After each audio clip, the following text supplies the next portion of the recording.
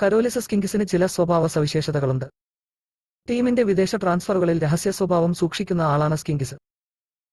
അതായത് കേരള ബ്ലാസ്റ്റേഴ്സിലേക്ക് ഒരു വിദേശ താരത്തെ എത്തിക്കുമ്പോൾ ആ താരത്തെ പറ്റിയുള്ള ഒരൊറ്റ വിവരം പോലും മാധ്യമങ്ങൾക്കോ പാപ്പരാസികൾക്കോ ചോർന്നു പോകാതെയായിരിക്കും കിങ്സ് കൈകാര്യം ചെയ്യുക.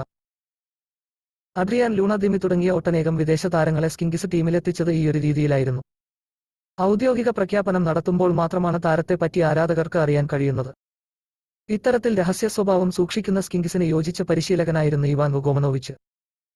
കഴിഞ്ഞ 3 സീസണുകളിലായി ബ്ലാസ്റ്റേഴ്സിന്റെ വിദേശ ട്രാൻസ്ഫറുകളെപ്പറ്റി മാധ്യമങ്ങൾക്ക് മുമ്പിൽ ഒരൊറ്റ വാക്ക് പോലും ഇവാൻ സംസാരിച്ചിട്ടില്ല. കിങ്സും ഇവാനും രഹസ്യ സ്വഭാവം നിലനിർത്തിയായിരുന്നു കഴിഞ്ഞ 3 സീസണിലും ഓരോ വിദേശ ട്രാൻസ്ഫറുകൾ നടത്തിയത്. എന്നാൽ ഇവാനിൽ നിന്നും നേരെ വിപരീതമാണ് മൈക്കേൽ സ്റ്റാറെ.